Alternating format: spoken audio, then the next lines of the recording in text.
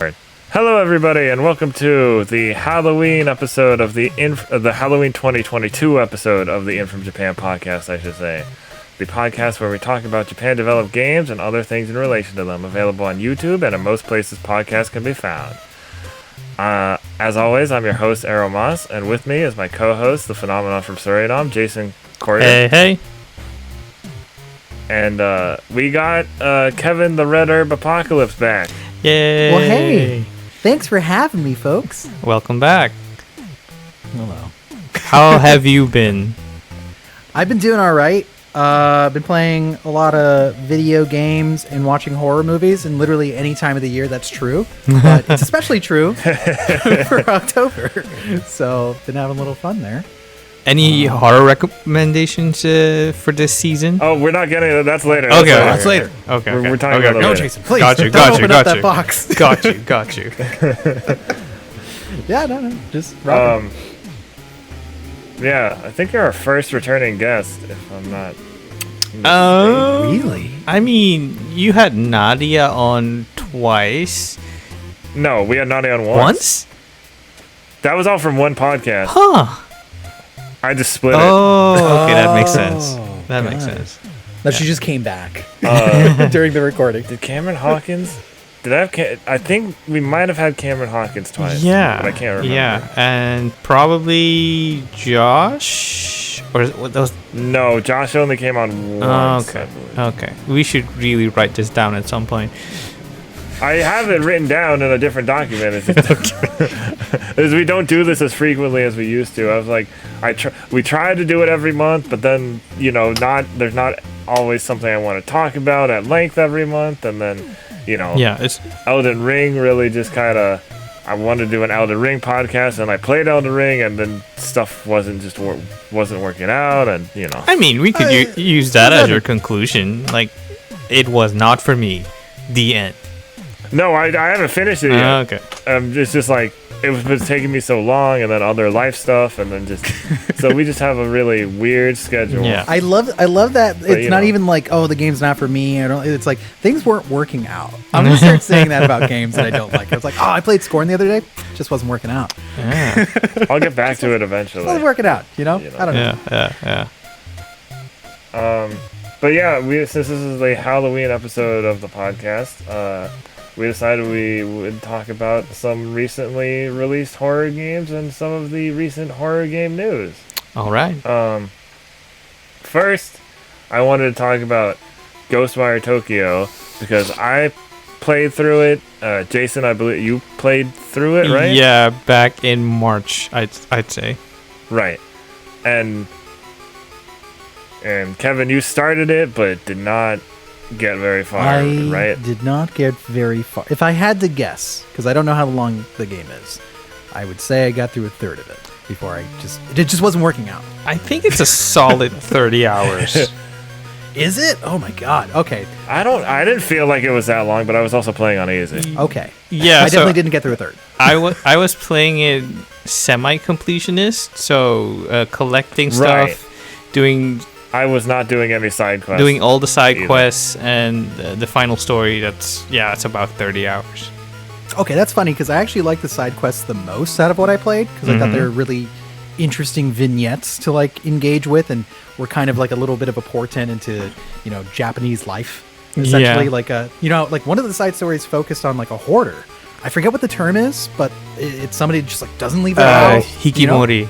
Hikikomori? Yes, yeah. Hikikomori. So they talk about that, and there's a whole element where you go into a house and it's just completely filled with trash and roaches and all this stuff, and the guy died, but you're like kind of looking for his ghost in the house. I thought that was cool. That was good stuff. I also like the one about the music student who was being haunted by a ghost of other famous pianist who couldn't stand that the child was a prodigy. So that was fun. And I didn't play that one. Yeah, that sounds fun. Man, I probably should have done some of these. Yeah, it's the best actually- part, honestly. I started a side quest by accident, and this is one where I don't know what happens later, but you start it by giving some ghost in a bathroom a roll of toilet paper. That's Yeah, I think I played that one. Yeah. that was a very violent bowel movement. Relatable. Yeah. It's a ghost. We've all been there. That doesn't make sense. We've all been there. Yeah. I mean, Earlier. it's a thing where people who kind of use too much pressure pop a blood vessel on the toilet. So I guess a ghost could be stuck there. But what I'm saying, if you're ghost, I'm like, wait. So if you die, but before you really have to go to the bathroom, that means your ghost goes to the bathroom? I don't know, but I will say this: it is a crappy way to die. That was weird.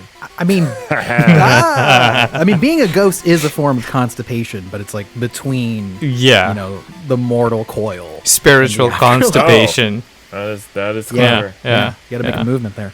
Also, Jason, I'm really afraid of that happening to me. Oh gosh. Because that happened to Kevin Smith. He talks about that story in one of his Evening with Kevin Smith stand-ups, where he's like, yeah, I actually ended up splitting the wall inside of me because I was pushing too much. Yeah, had to go to the hospital and everything.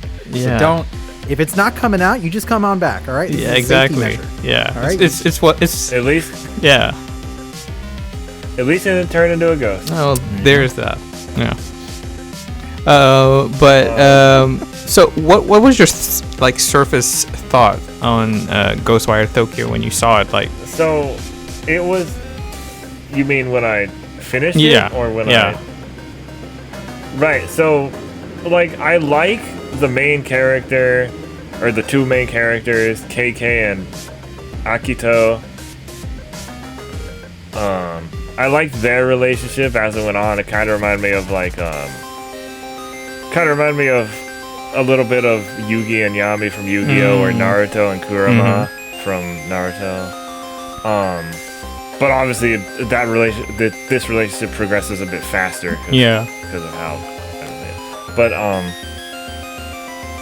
and I didn't know KK I was playing in English, and for the longest time I was like, is KK voiced by Steve Bloom? Because he sounded kind of like him to me, and I was like, I better check. And it's not Steve Bloom, it's Stephen Oyo. Oh yeah. Who is also Martin Lee / Mr. Negative in Spider-Man PS4. And Jason Todd in Gotham Knights. Jason Todd in Gotham Knights. But the first one was great. Yeah.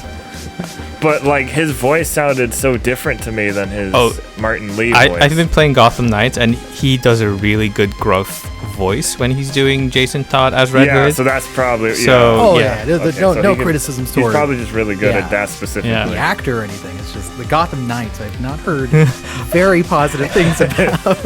Unfortunately, Man, I'm very sad about. I have stories to tell. That may be the scariest game of all we're talking about. There's nothing scarier than 6. Yeah. The thing that popped into my head when I finished the game was, this is a good blueprint. This isn't a good final game, but this is a good blueprint. It's like an outline. Yeah.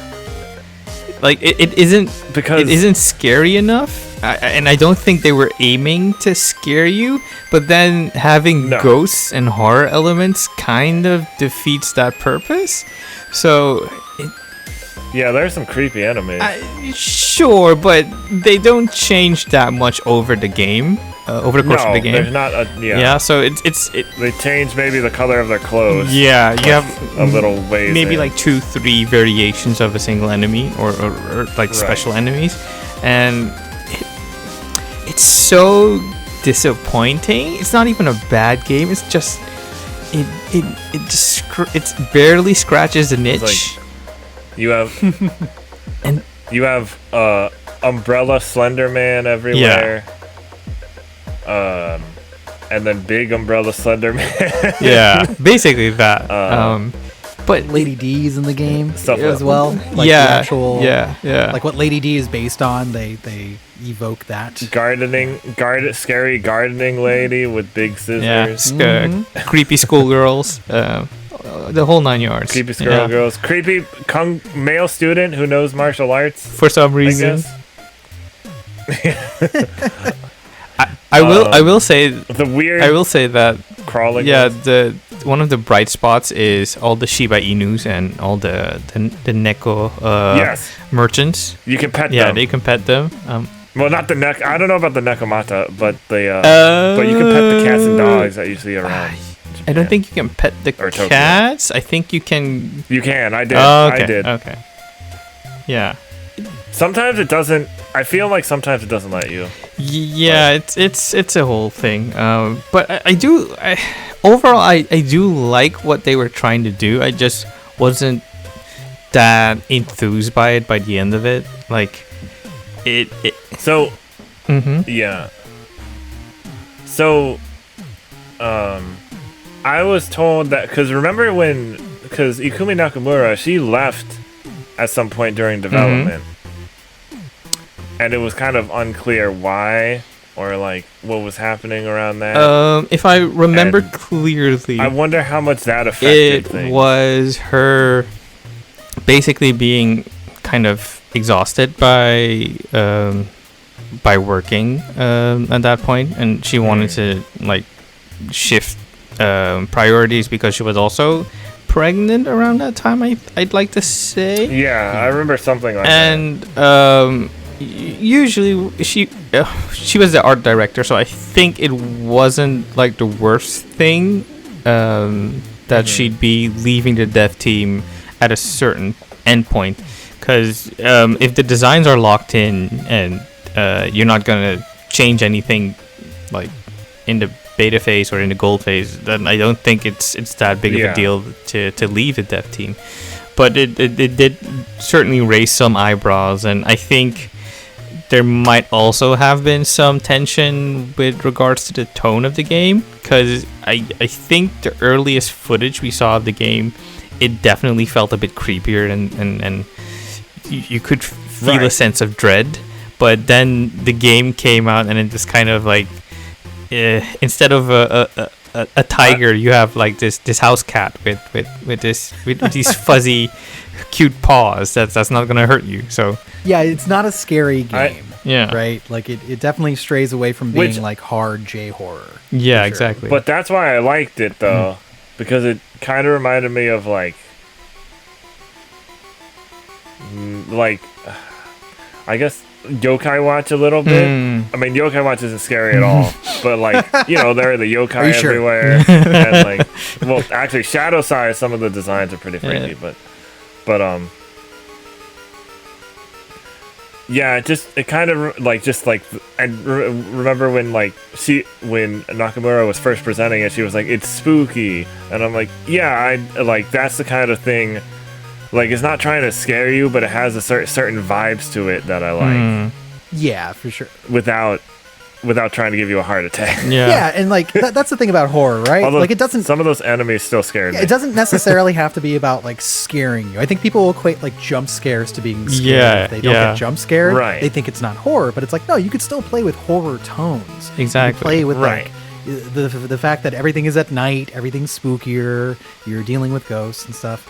I don't even think the point of that game, especially since it had an action focus, was for it to be like a Resident Evil or anything. You know? Yeah. You're right. No, not but at all. I do agree. What I'll give it. Yep. Oh, go ahead. Well, I do agree. Like, you know, it sounded like it had a little bit of a troubled production. I think the hardest position for Tango Gameworks as a company is being owned by Bethesda, a Western publisher. Right. And so, do you guys remember Shadows of the Damned? Yeah. Like, I never played it, but I've always been interested in it. That's a game that, you know, having EA as a Western publisher coming in and just like, you know, doing their milestone checkpoints and going like, oh, change this. What the hell's wrong with you? Like, you could almost imagine the same situation happening with this game where they're like, this is not marketable in the least. Whereas like, there's a different world where I wanted this game to be like unapologetically about Japanese culture. Exactly. And Japanese folklore. Yeah. And it's like, you could tell they're like, this is not gonna play well. You got to change this, you know. Yeah. And they're like, oh, okay, You gotta whatever. play Fatal Frame for that. Yeah. Like, exactly. Like, it should be a game like that where it's like, no, just we don't care about this playing to like a broad audience. But didn't Bethesda also publish Evil Within and Evil Within 2? They did. Yes, I think. So you would think that. I think.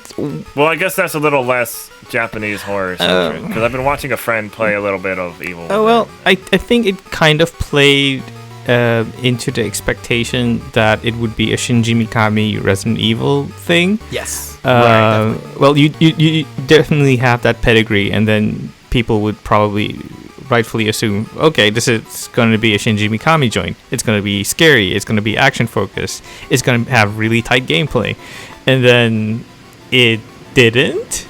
But I have seen some interviews where Mikami has said that the goal for Tango Gameworks is to have a younger dev team at the helm.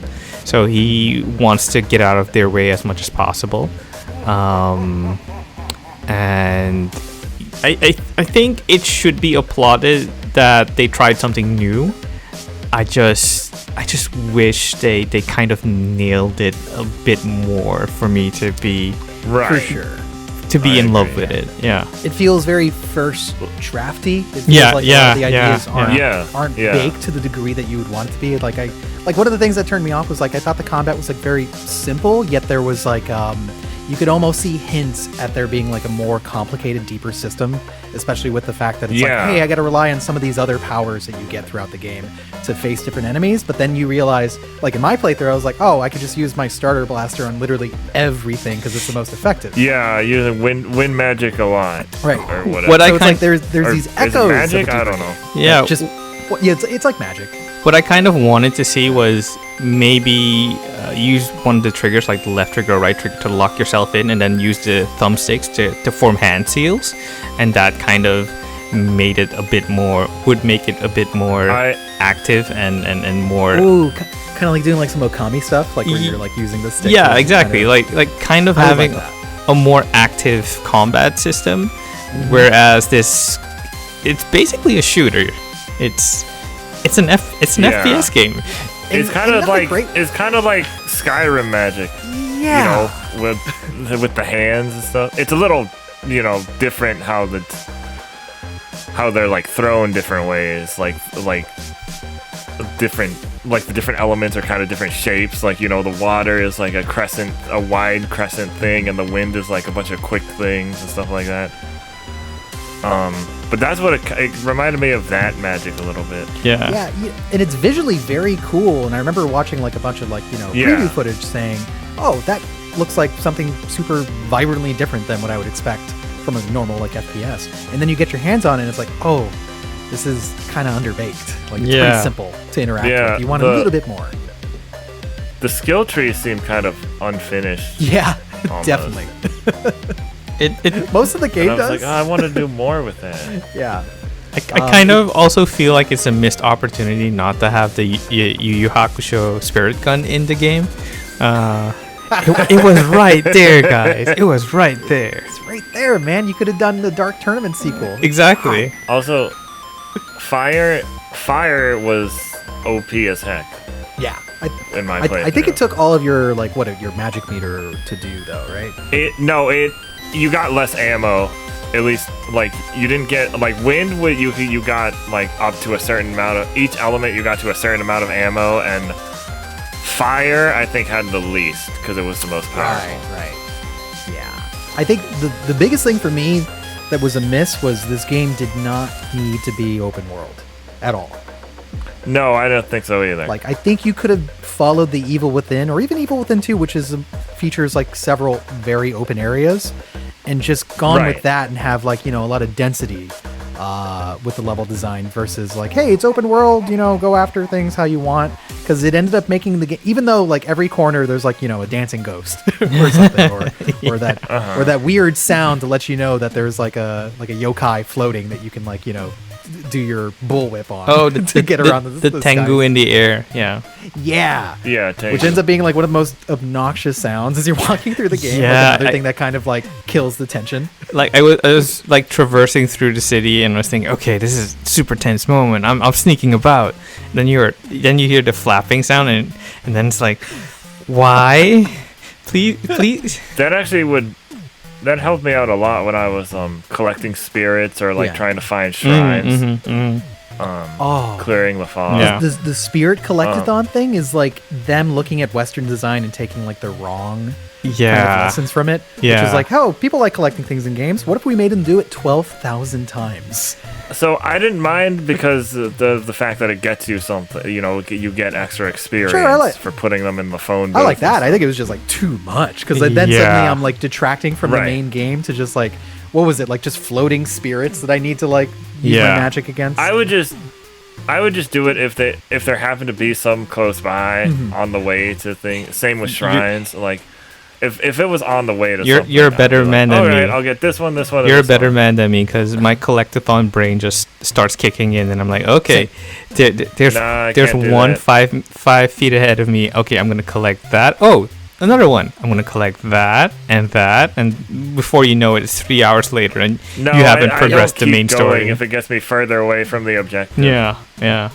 No, I will. I definitely have the same brain. So that's why, like, my play sessions were like, oh, I'd spent like 4 hours playing this game, and I've just been like collecting spirits, and I don't feel like I did anything. Yeah, so that's probably why I also ended up playing about 30 hours of the game.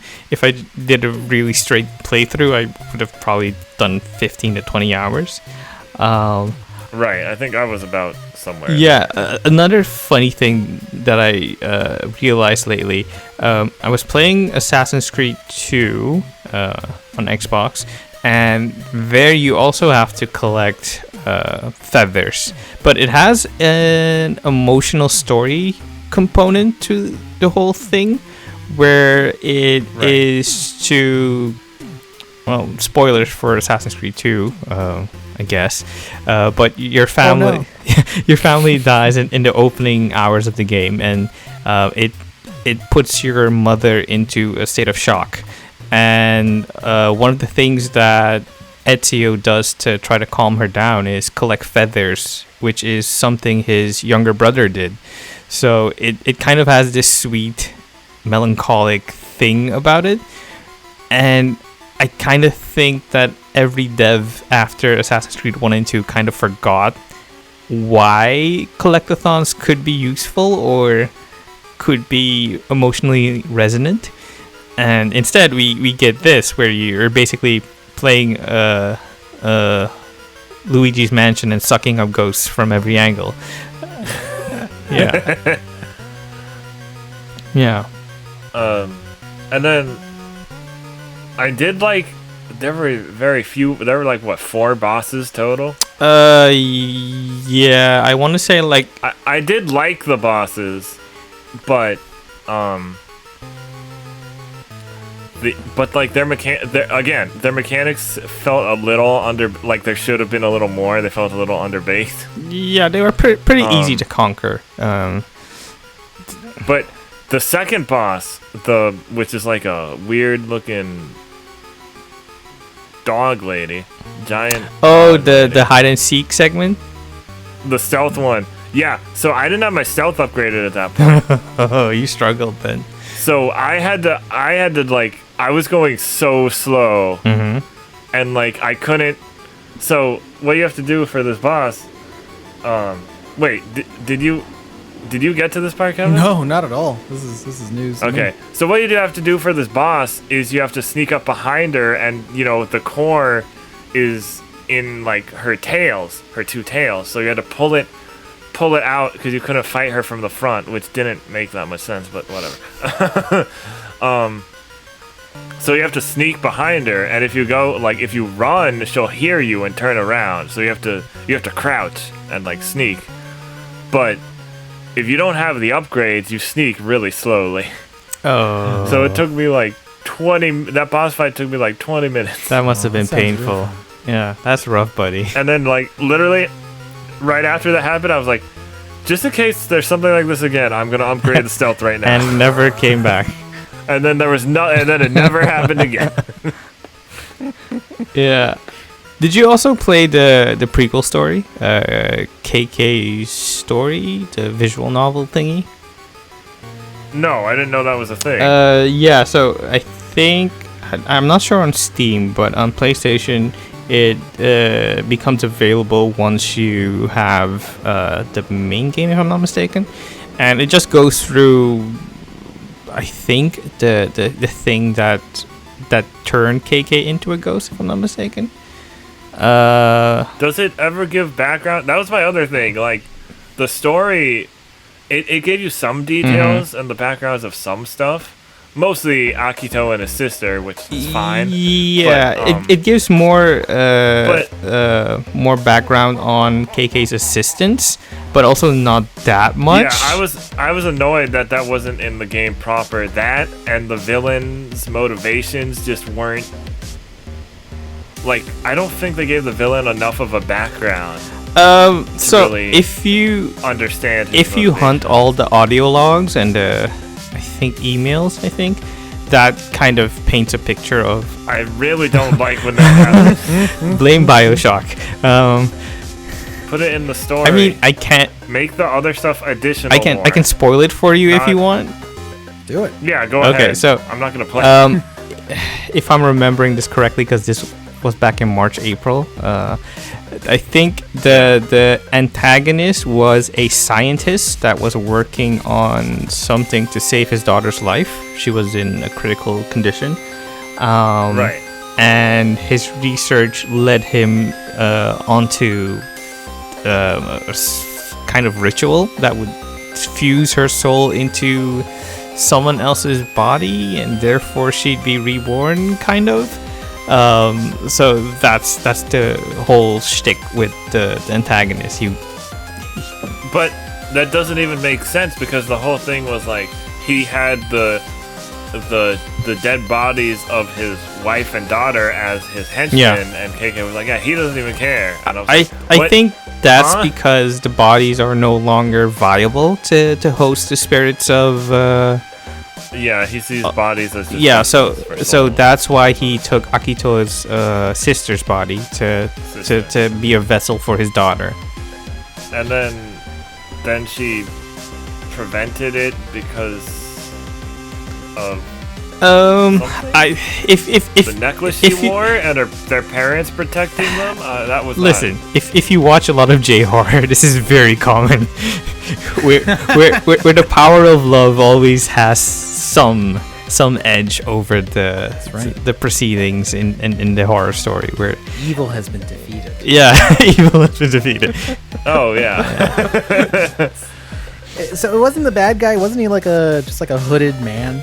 He's just like wearing a hood, walking around. He was wearing a mask. Yeah, he was wearing a mask. You never see his face that whole time. Oh, great. So it's a lot like the bad guy from Evil and Within. Then he turns into a big. Basically, yes. Then he's just a hooded guy monster. going around doing things that we don't understand until like literally the third act. Yeah. Great. I still don't understand it. Yeah, doesn't sound. And they explained it pretty early. It's not the greatest story, but I mean I do get it. And it wasn't until the end, when all the music was swelling up, that I actually felt something. Like, oh, this is cool. Oh, this is cool. And now it's over. Yeah, right. I just wish there could have been more, and I hope there comes a sequel, and they use this as a basis to really expand everything they have. I don't know if there's gonna be a sequel. That's a big maybe right there. It is a big maybe, but I think Xbox is really set on investing in Japanese games. So that's true. Fingers crossed. Fingers crossed. I think it's more likely that they go back to Evil Within 3. They decide to move forward with it because they're like, well, it's a known IP. We've already kind of promoted it. People seem to really like Part 2, which I'm one of those people. I think Part 2 is such an improvement over Part 1. That's why I was so excited about this game, because I was like, oh, wow, we're going to go from Part 2 being great to like this game being great. And then it turned into, I feel the same way about Evil Within 1 as I feel about this game, which is like almost there. Yeah. Not quite. Mid. Yeah. With Evil Within 1, for me it was, oh, this is kind of like RE4, but weirder. I like it, I guess, but that's it. It's not reaching a higher height. Yeah. Same for me. So back to Ghostwire itself, there were also like things introduced in cutscenes that was like, oh, cool, and then you don't get to like do. So there was like a vaguely, what do you call it? What are those giant skeletons from Japanese mythology called? So already talked. There was like that giant like fog one that kind of looked vaguely like a skeleton, but like it's because it was like covered in like a black fog or mist. It like didn't fully look like it. It just kind of looked like a shadowy giant. Like from Home Depot. And I was like, that would be cool if you fought that like at some point, and then it just kind of never do. That and the motorcycle segment. Yes. Okay. I was about to say that. All right. So you go to, what were the two things you needed? You get like a wheel from a car For some reason. for this motorcycle. Yeah, but it has to be the specific type of wheel because it's a foreign parts I mean, or something. Yeah.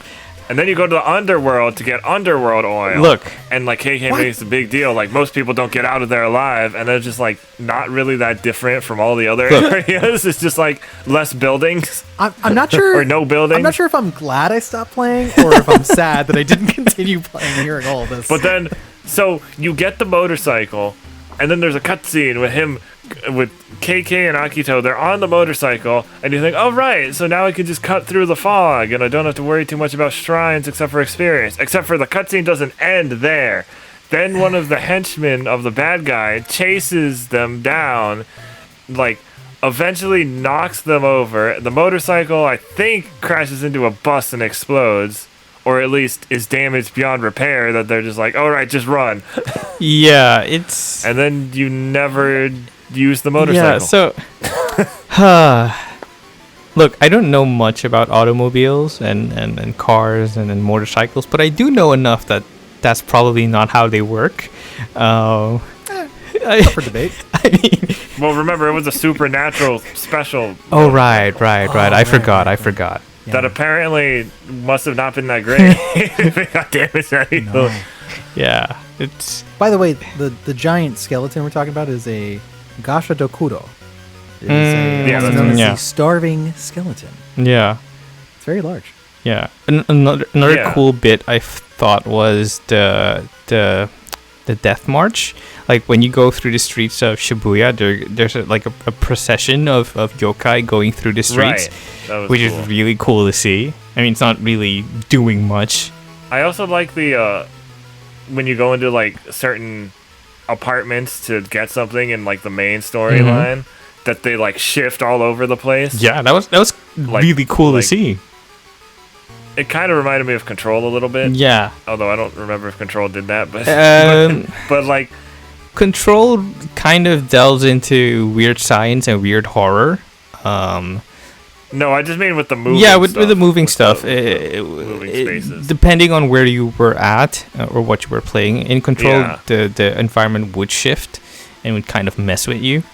So I liked the concept, but yeah, in Ghostwire, it just mostly felt like just like a hallway because it never felt like you could get lost. It felt like you were always going like, okay, go straight. I turn, think go that's straight. kind of Japanese design versus Western design, where in Western design they are more likely to leave everything open to the player, and Japanese design is more linear in where they want to tell a story. And then, well, yeah, and that's the other thing with those hallways. I was like, it just kept making me think like, maybe they shouldn't have been open world. yeah. I agree. If it was like, cause it just kept reminding me. if it was a bit more like, linear, how much space or there. it had stages instead of like this open world, it probably would land Yeah, better. because the missions, the way they like when you complete a mission and it's like chapter this and chapter that, and it's like you're still in the same area. Mm-hmm. It's not like, well, or like maybe move somewhere depending on the chapter, but like you're not. Yeah, it's not stages like that, and it just feels odd. Yeah. Yeah. I will say the visuals on this game I like. That's true. I think it's When it's very like unique raining looking. and stuff. Mm.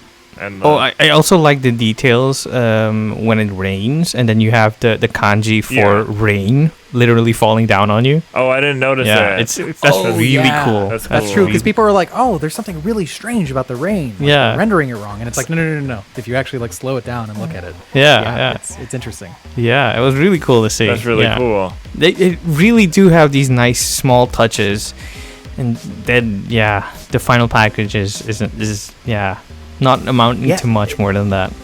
it almost sounds like the art design is the strongest element of this game.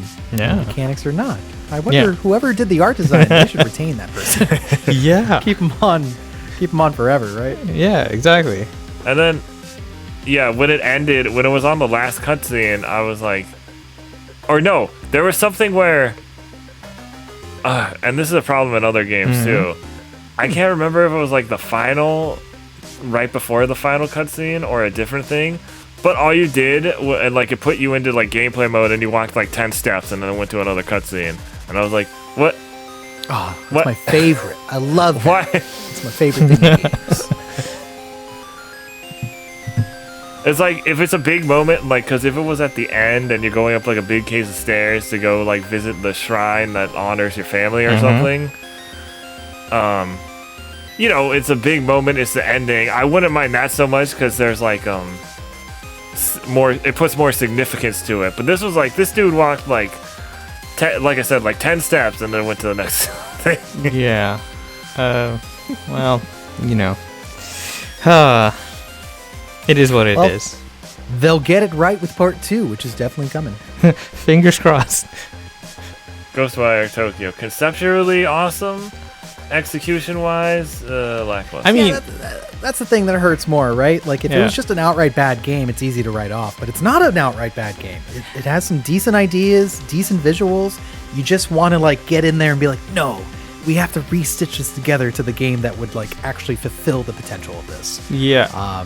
But, you know, I mean, just is. from a design perspective, you could do so much with sequels like Ghostwire Seoul Korea, like Ghostwire India, Ghostwire America, where you tackle You could do like American folklore, what have you. You could put it in like rural Japan.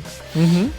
That could also work. Depending on where you put it, it could be interesting. That could also work, but then you'd kind of miss out on the traversal aspect, and you'd probably Well, I'd say rural Japan, but I mean like maybe a city closer to like a kind of more of a mix. like a smaller city. I get what Yeah. you mean. I get what you mean. I'd be into that, Yeah, actually. yeah. There's a lot that you could play with there. You know, Yeah. and especially that feeling of isolation, like you're not in the middle of Tokyo. Yeah, You know, yeah, you're out in the boonies, essentially, which is where the best horror happens, when Yeah. you're not near a Starbucks. No one will hear you scream. Especially not a Starbucks. Yeah, but that's I think that's it for Ghostwire. Mhm. I'm like debating on like, should I like go back and look at the other stuff in it, or like I'm just like kind of so exhausted on it that I'm like, maybe I'll wait on that. Yeah, That's fair. that's fair.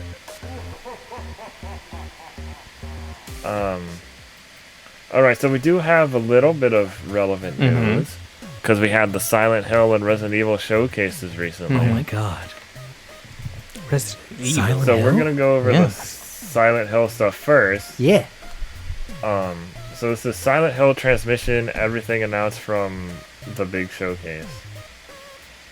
So they had the long-rumored remake of Silent Hill 2 developed by Bloober Team, but with the help of original team silent artist Masahiro Ito and composer Akira Yamaoka. I also saw that like I thought some other people from the original Silent Hill 2 staff were helping as well. So hopefully they can like kind of rein Bloober Team in a little bit, because I know people were really mixed on the medium. I mean, from all the reports I've seen, it's been mentioned that Konami has a tighter grip on the development. So I think they can't really deviate much from what's set in the story. But yeah, it's left to be seen how that will pan out. The remake was announced for PlayStation 5, and it'll retell the story of James Sunderland, who was looking for his dead wife, who sent him a mysterious letter from the town of Silent Hill. Konami and Bloober are promising a fully reworked game using new technology and delivered in 4K. And that's running on Unity 5, right? Or Unreal 5, I should say. Running on the...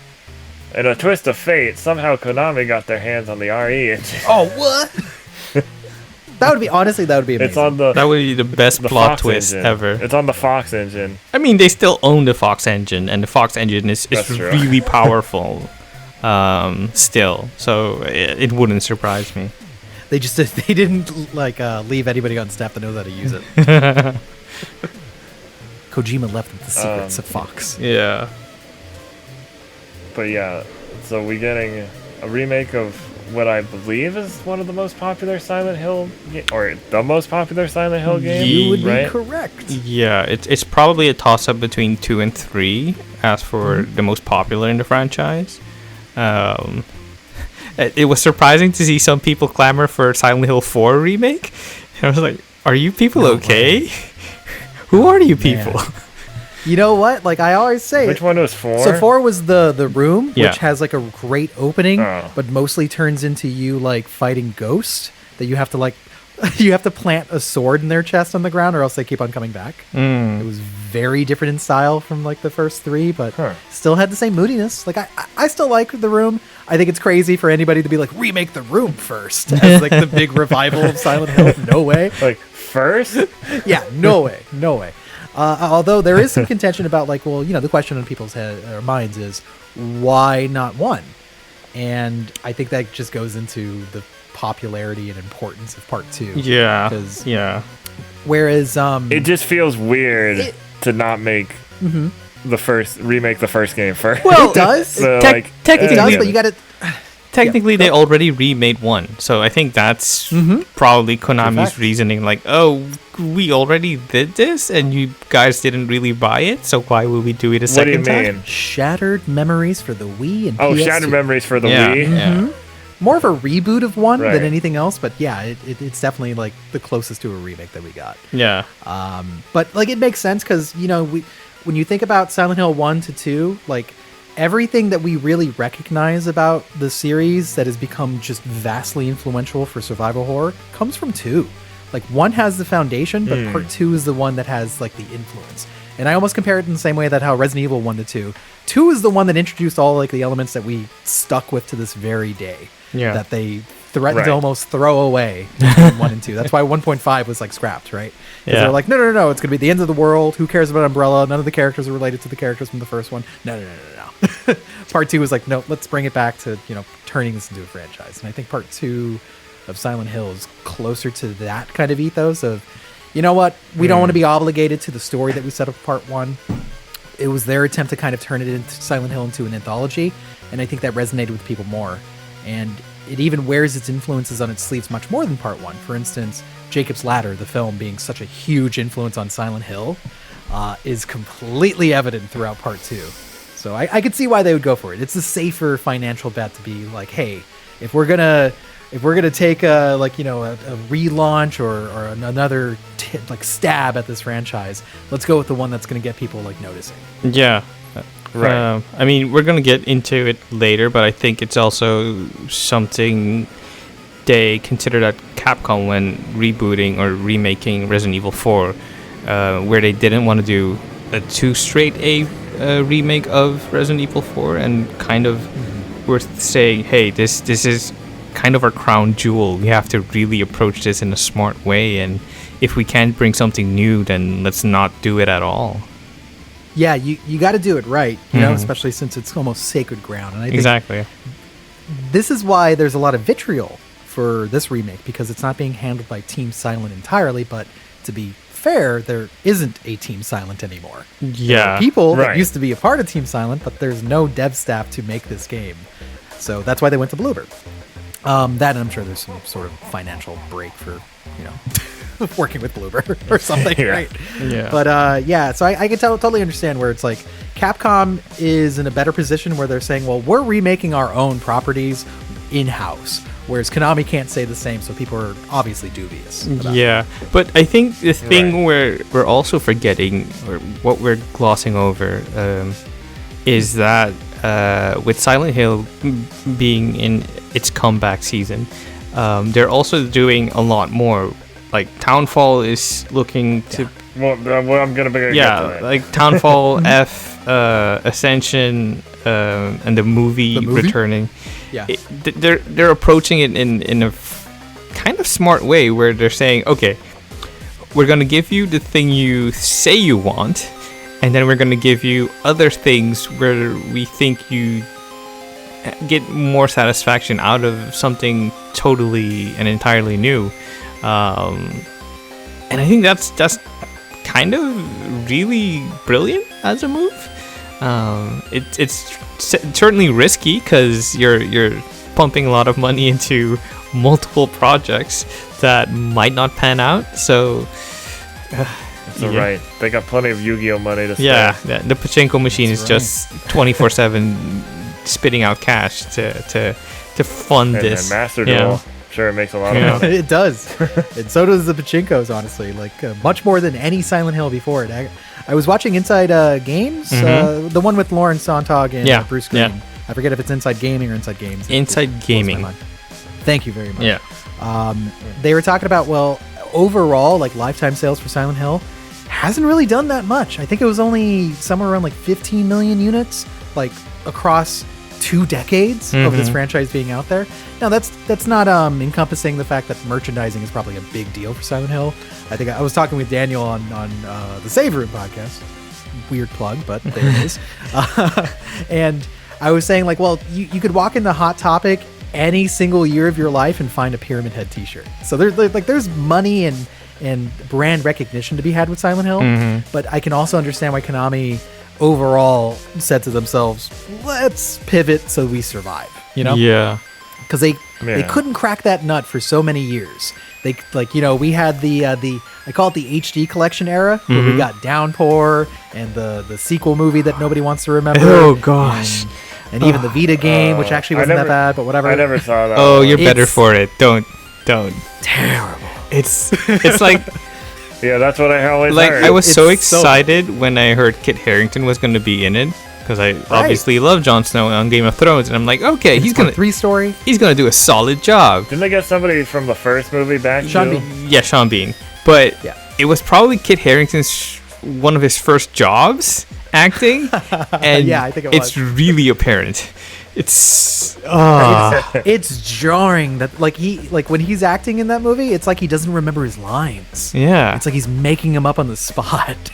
I thought Heather was great. I don't know who that actress was, but she was great in the Yeah. role, and that was about the only thing that kind of worked for Like, the movie. I think it's a bigger conversation that we should be having about video game movies, where they try to ape the visuals too much, where they forget the nuance and story and tone of the gameplay that is being translated from the screen to the player, and they just almost never seem to nail that. And it's certainly apparent with the second Silent Hill movie, whereas the first one really nailed that tone and atmosphere, I feel like.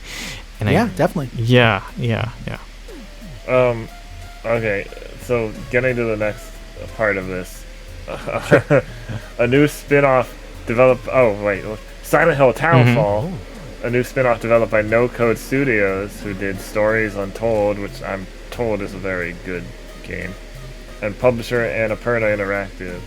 The new project will be a unique take on the Silent Hill franchise from a highly decorated AA developer, and that's it. That's the only. Yeah, we don't know too much. Like an announcement. Yeah, trailer. And the trailer's pretty vague too. Yeah, it's probably going to be a puzzle-heavy narrative adventure, and the probably also Like Score. no, not like Score. I just know it's puzzle. I know it's puzzle. It's probably closer to something like Everybody's Gone to the Rapture, or whatever happened to Edith Finch, I think, if I'm saying the title correctly. Yeah. And I think it's a smart choice to kind of have limitations in the game design, and thereby enforcing a certain amount of dread and scares by having those limitations. And I'm definitely looking forward to it, because I feel like we haven't broken away enough from the Pyramid Heads and the nurses for Silent Hill to really find its own voice. Totally agree. Yeah. Yeah.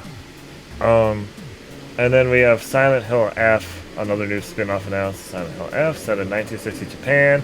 This narrative-driven spin-off will be written by acclaimed Japanese writer Ryukishi07, who created visual novels like Higurashi and Umeneko. The spin-off will juxtapose a beautiful and terrifying world and focus on the psychological, supernatural mysteries of Silent Hill. I can't wait I'm excited to be for that scared one. out of my mind and then to question my life and reality around me. I've seen some of the like years ago. I saw some of the Higurashi anime, the first one, and I think they recently made a new one a too. reboot of the And they got some of the voices because that had a dub, and they got some of the dub voices back. Notably. Oh, that's cool. I do want to say that the Higurashi anime, the first one, had a really good sense of dread permeating through the whole thing, where you just feel uneasy. I was not a fan 24/7 of the animation style because the hairs and eyebrows went through each I think other. that's And it just kind of of the point, Oh, that's because at that point in time, I think the moe style was really starting to get its foothold in Japan, and that kind of juxtapose. And then it turns out these characters in this anime are violent. Yeah, and so killing so each other. that's really cool. I think it kind of catches you off guard by thinking, oh, this is going to be a cute and whimsical anime, and then everyone starts massacring each other in the next episode, and you're starting to question everything around you. It's kind of cool, really. This is honestly, I mean, yeah, Silent Hill 2, probably the slam dunk. That's the one that they're putting their Oh, AAA I budget thought you were into. going to be like, that's the best anime I've ever heard of. Oh man, I love that. I got a tattoo with that. No. But No, like you were going to like, I'm definitely watching it now. for Murder? like a revisit of this franchise or a relaunch of this franchise, I was more interested in like just kind of a new vision for it, because it's been so many years since the last game that I felt like you could Right. have kind of done anything you wanted to do with it. Right? Yeah, You yeah. could tell a different story, and this F feels like that's what it is, but I think it's probably the safer choice for them to say the remake is the tip of the spear, and then all these other projects are more about like seeing what sticks to the wall. They're more budgeted, and like you're saying, Jason, I think that actually the limitations forces creativity in horror, especially. Yeah. So having these smaller budgets, or maybe even like boundaries to design, allow them to say, hey, we have to do a lot with a little.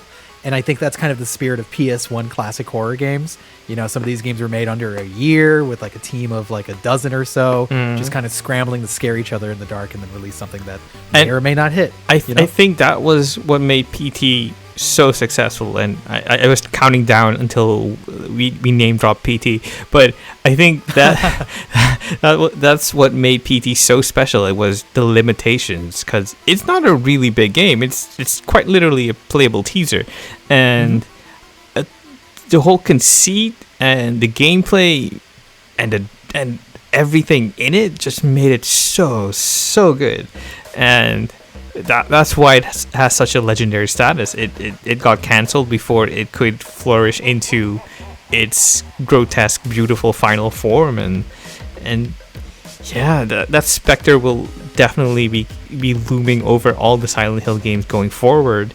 But if anything, I'm glad that they got some of that in the newer games, where they have limitations, and those limitations will probably bring about very creative expressions of what Silent Hill could be or can be. Yeah. Well, unlike the Ascension, the Twitch game, Yeah. that one doesn't I feel was about very to start interesting. that. to me. Yeah, I was about to start talking about that. Yeah. So potentially the most unique announcement from the transmission, Konami announced Silent Hill Ascension, an immersive project where participants around the world will control the characters in a new Silent Hill story. Basically, a Let's Play Pokemon version of a new Silent Hill story that will be live on multiple platforms. Collaboration between Genvid Entertainment, Bad Robot Games, Behavior Interactive, and DJ2 Entertainment. Who else do you need in there? How many studios? Is Bad Robot Games, is that? J.J. Abrams. Yeah, it is. Yeah. They have been angling and trying to get into video games for the longest time, going back, I think, to when they wanted to make that Portal movie, which they got the rights to, but I don't think that ended up being anything. So it's kind of cool that they're really starting to get into games, but I don't know what Ascension will look like or what it can be when you have so many PvE games in the horror genre, like Dead by Daylight, Friday the 13th, Evil Dead, you name it. So VHS. VHS. That's true. So what will this be? I don't know.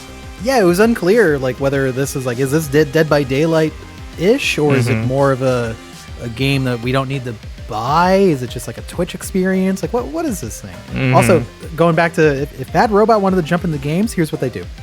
They remake Disaster Report, but it's about Cloverfield. There you go. Oh my god. Well, they did, because they did make City Shrouded in Shadow. That's the one which I'm is thinking of, yeah, Kaiju Disaster Report. Oh Right, man, with Cloverfield. you just nailed it on the head in one go. I'm telling you. Bad Robot, use your own IP. Get away from Silent Hill. Get out of here. It's right there. I know. I should be over there. Bad Robot, if you're listening, Call him. I'm here for you. Yeah. Call me. And then last there was a Return to Silent Hill. Christopher Gans, the director of the first Silent Hill movie, is making a third movie in the series with Return to Silent Hill. Details are being kept under wraps for now, but Konami is promising more information about the project at a later date. Let's just hope it's better than, what is the second one called? Revelation. Yeah, it sucks. What's funny is this got some of the most play at the transmission. It was a 6-minute segment where they were showing off actual concept art for the movie, and it's based on Silent Hill 2. Yeah, Completely. I think that's because this movie is actually the reason why we're getting all these games, or at least that's what they said. Because Christopher Gans got into contact with Konami about making a sequel, and that kind of got the ball rolling on all these games we're getting now. So, yeah, if that's the case, then I salute the man. We need to get, we must, Kevin, we need to get somebody to go to Capcom and say, oh, I want to make a Dino Crisis movie, and then we'll get Dino Crisis blown. Hello, I have a pitch. They'll be like, get out of here. Listen, hear me out. Michael Bay Dino Crisis, or Zack Snyder's Dino Crisis. I know. That's just Jurassic Park. There'd be or Jurassic World. It would be all blue wait, Jurassic screens? World is over, so you need something to take its place. Perfect. Oh, that's the pitch. It's Jurassic World is over, but the crisis has just begun. Perfect. Sold. So, I know they've made some horror movies with dinosaurs before, but Carnosaur. I don't know if there are any. They're any Listen. good. Carnosaur. Yeah. A bad sci-fi movies notwithstanding, there's also the Monster Hunter movie, which in tone is Which there are two, the live action Monster Hunter. yeah, movie. the live action You one. have to need to clarify that now, because there's the animated Yeah, one. the live action one is, I don't know what they were thinking, but it wasn't good thinking. Oh, yeah. Yeah, and Ron Perlman was in it, and he said, Kevin, what did he say? Ranthalos. My favorite line. I love. Okay, this movie has brought me so much joy in my life for how bad I it still is. need to watch it. It's so funny. I mean, I want to watch both Monster Hunter It's movies. weird because the first 30 minutes is a straight up horror movie. In fact, it's scarier Yes. than any Resident Evil movie that the director has ever done. Yes, but then the editing and the cuts are too frantic and too slick for something that's supposed to feel like That- Yeah, it's it's bizarre. Oh, no, wait. Maybe... I wonder if Paul W.S. Anderson went to Capcom and was like, I want to make a Dino Crisis movie. And they're like, and they just like laughed him out. They would of say the yes room. to him. They would say yes to anything that he wants to do because this man has made, like, collectively across 6 movies, like what, like $1 billion? Yeah. Across. Oh my god. Are they just popular in the international box office because they're action movies? Well, there's two things for its success. One, it's very cheap to make those movies. They're no more than $40 million in budget. No single one goes above $40 million, and then its return is huge. Yeah, Like, and you it's gotta crazy. realize in Hollywood that is key. You want to stay under budget and you want to make maximum profit. And if this guy consistently delivered that across 6 to 8 movies, 6, yeah. and plus he did the OG Mortal Kombat movie. Why not give him the keys to all the video games you have in your IP catalog? Oh, I didn't know he did Yeah. He that. did. Yeah. He's the man. He's the man. And I hate everything he's ever done to me. He's adapted all of my favorite properties in the worst ways imaginable. I can't stand it. Well, MK's fine. Yeah, It's MK's okay. fine. It's MK's corny. fine. Yeah. But it's fine. Yeah. That, and he's not, I mean, he's at least a step above Uwe Boll. Oh Lord. my god. He is Martin Scorsese compared to Uwe Boll. Absolutely. Uwe Boll is his. So if Capcom ever gave Uwe Boll the keys Listen, to a movie, you know things are bad. Uwe Boll is his own brand of horror. Like, Yeah. it's no words. Speaking of which, menace. don't watch either House of the Dead movie. Or seen or, both. or Far God. Cry or Alone in the Dark I've seen both or of those. Oh, I haven't seen any of the other ones. Or Blood Rain, probably. He did Blood Rain. I unfortunately saw the first 2 Blood Rain movies. It's a trip. The first one has Ben Kingsley at least. Did you see the parody he did called? Yeah, Was it called Blubberella? or yeah, which is something? kind of fat phobic. I feel like, Yeah. it's yuck. What a good man. What a great man Yeah. to celebrate. Well, good thing he's not directing Return to Silent Hill, Oh Lord. which I think looks super promising. I like, honestly, Silent Hill remains probably one of the best video game adaptations in film. I think I don't know if it's not. Is it still considered the best? Because it was considered the best for I- a while. I think it but I don't still know if it's is. considered. I the would best say anymore. yes, because tonally, it nails exactly what Silent Hill is supposed to be. Also- I feel like, whereas the other movies that are video game adaptations are trying so hard to recreate the visuals we've seen in the video games. And then Sonic is an original story, not just based on. Like- Sure. no, that's what happens in the games. Yeah. That owl is not in the game. But Oh, no, straight up. that owl, I think, is from Sonic- That the was the visual. Sonic novel Sonic is accompanying. a very fun movie, but I think in terms of what Silent Hill managed to capture, it's on a different Right. level. Now, if you're talking about like financial Well, success, it's definitely not the most. Yeah, successful. exactly. I think That's- that goes to Uncharted these that's like- days, or Sonic 2. Really? Yeah, It's either Uncharted or Not Sonic 2. Detective Pikachu. Yeah. Oh, you know what? You might be right. It might be that one. No, I think Sonic made more than Pikachu. I'm gonna look it up. Oh, we got 2 Sonic movies now. yeah. too. Yeah. Let me check. And people seem to like part 2 way I more. love Detective Pikachu. That movie surprised I had me. a lot of fun in that movie. They nailed every aspect of that movie. Like you ask yourself, what would a live action Pokemon movie look like? And then they thought everything through. I actually have a Snubble, like a talking Snubble plushie from Detective Pikachu. Oh, 'cause really? that was like my favorite. Like, yeah, he wasn't in it very long, but made me laugh like way more than some of the other breakout stars in that movie. Let's see. Okay, the Uncharted movie made 401.7 million. Detective Pikachu made 433.2 million. And let's see what Sonic has for us in store. 8 billion. They wish. The first Sonic movie made 320 million. That's, but that's probably domestic, and not the global gross. Maybe not. Yeah. let's see what Sonic 2 made. Sonic 2 made 403.8 million. So I think domestically, Detective Pikachu might have made the most, but globally, Sonic made the most. I'm telling you, that Pikachu sells. Let me tell you what. I mean, they're not for nothing the number one media property. We all live in a Pokemon world. They should put him in Silent Hill. Easy sell. I'm sure there's a Pokemon survival horror fan game somewhere. Give it time. That should be a legit. Give it time. Give it time. That should be real. I'm into that. I don't think Game Freak or Nintendo would allow it. I would allow it. I'll talk to him. Don't worry. Moving on to and I didn't even say who the hang on. I didn't even say who the I accidentally went to a different thing. The Silent Hill article was from IGN and it was written by oh god, it's gone. I accidentally Wait, I have it. I have it. Don't worry. Okay, it was written by Matt Kim. Hey, Okay. Mekin. Yeah.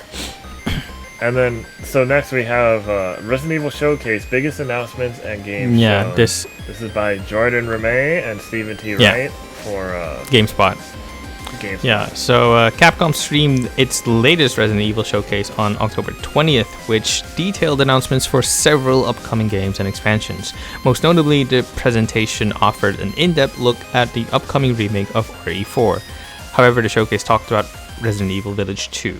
These were the biggest announcements shown during the RE October 2022 showcase. So the things that were mentioned in the showcase were RE Village DLC adds third-person camera mode, which we've known about for a few months, but it's now live. RE Village demo returns with third-person mode, and the RE4 remake gameplay revealed. So, I'll probably go into the biggest bit of news, the RE4 gameplay. It looks so good, like so good. This I feel, you know what? It did some stuff. It did some stuff. It did things to me that I never thought it could. What I like about RE4 remake is that it's taking the visual tone of RE7 and RE8 and grounding it with the gameplay of RE2 remake.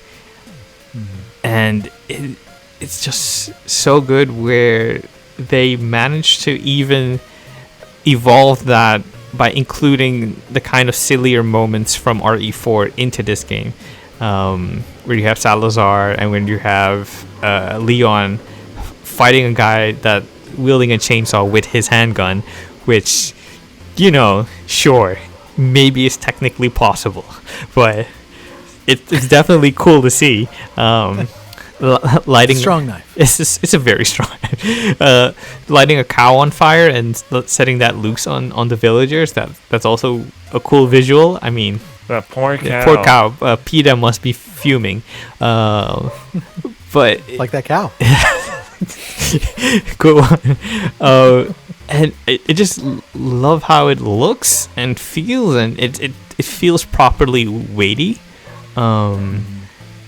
And what I'm also getting from the reports is that we're also going to be delving into Leon's PTSD, because who wouldn't have PTSD after the night he had in RE2? And I'm really digging what Capcom is doing with their Resident Evil games, and all the applause for the smart approaches they've had so far. But yeah, I'm really looking forward to it. Anyone else have any thoughts on RE4 remake? Erroll, do you have thoughts on RE4 remake? No, I don't really have thoughts on it. I tried playing Resident Evil 4, like the original, a long time ago, and I was just kind of like, I could never really get into it. The only Resident Evil games I've really I've played and enjoyed are 5, which was the first Resident Evil I played, I think. or at least it was the first one I played all the way through. I played a little bit of Director's Cut, and then I played a little bit of Revelations. I also enjoyed Dark Side Chronicles and Umbrella Chronicles, but that's more because they were light gun shooters, and we weren't. It's not like we were getting a bunch of new House of the Dead games. So that's fair. So I got to tell you, when they announced, well, first of all, we knew RE4 remake was coming. The rumors were left and right before they did the, I think it was the State of Play reveal for it. Yeah, right. And that was exciting. It was like, okay, cool. This gameplay gave me chills. Like just to be able to contextualize what they're changing and what they're doing. Like you're saying, Jason, with the weightiness of it, the fact that the way that they layered the atmosphere of the remakes onto a game that we were all just kind of wondering, like, well, you know, RE4 is not a straight up horror game. It's got campier overtones to it. It's more action based. How are they going to like kind of ground it? And to see what they did, which is basically, hey, let's make this look like Evil Dead remake, is amazing. Where it's like, it's gritty, it's nasty, but it's still the same things that you remember. And so it's almost like a redux, like a different version of your memory of this. Yeah. The fact that the village looks exactly as it did back in 2005 is incredible to me.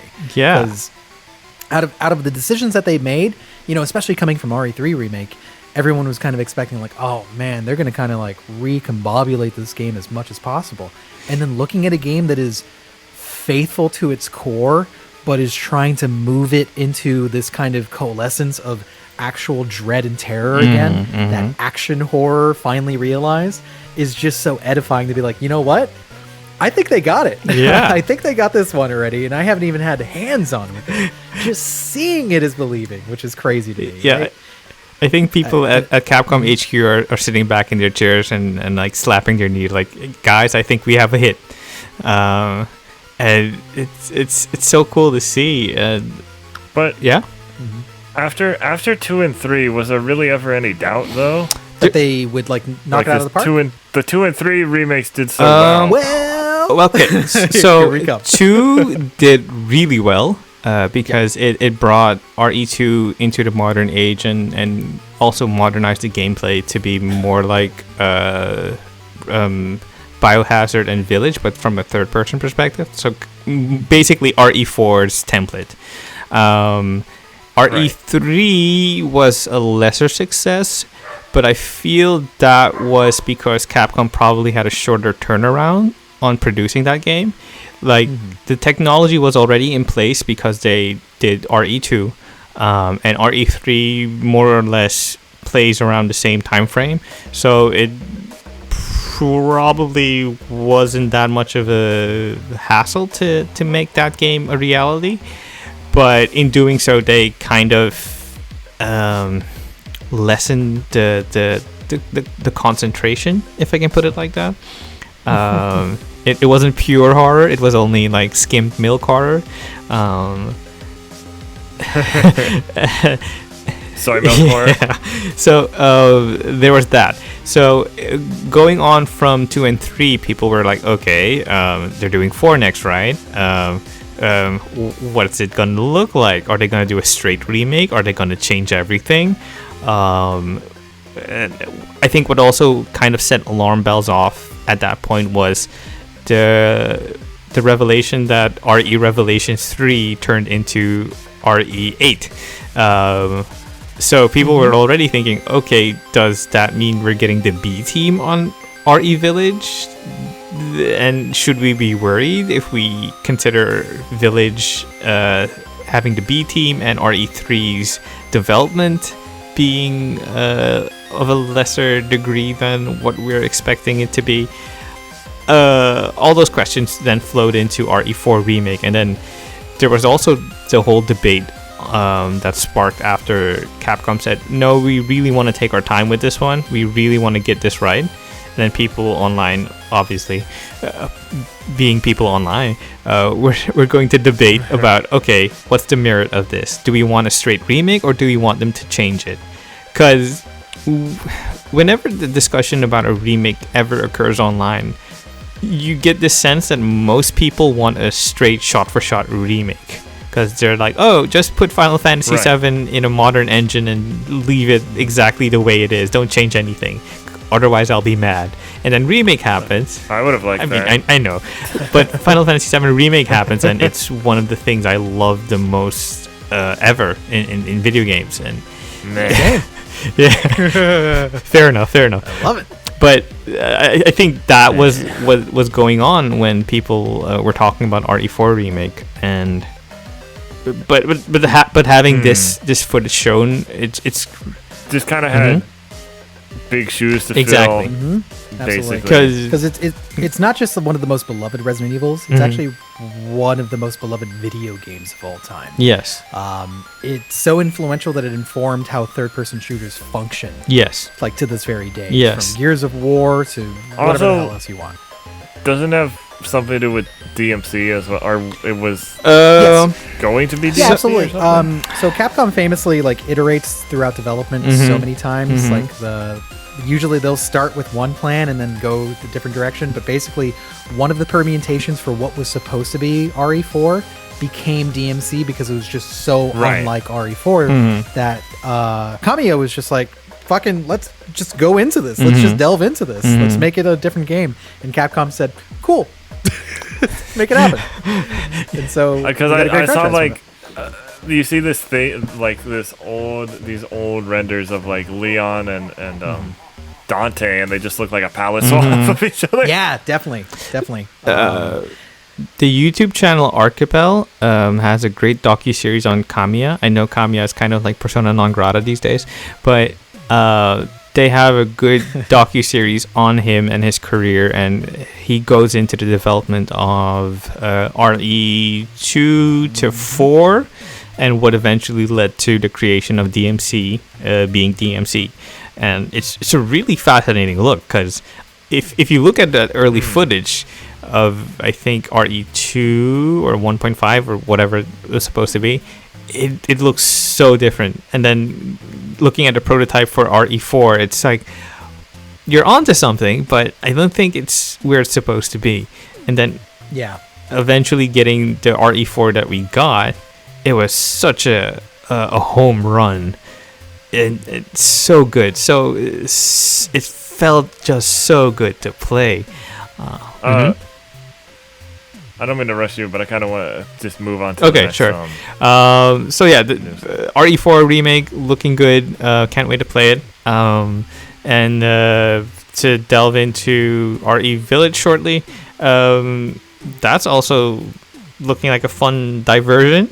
I'm excited. Yeah, I'm also excited. Third person mode. I played the demo. It's actually pretty hot. It works better than you would think, but it has some weird intricacies where it's obviously a game that was it's a first person game translated to third person, so there's some gameplay elements where you're like, that doesn't feel as good as it should. But it's fine.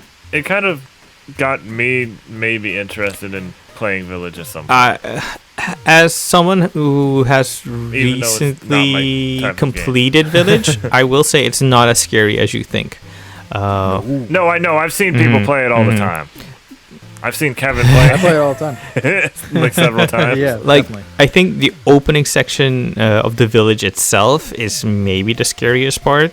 I mean, there's a boss that looks like a transformer from Revenge of the Fallen with buzzsaws. Yes. Metal. Oh, the best Transformers. Yes.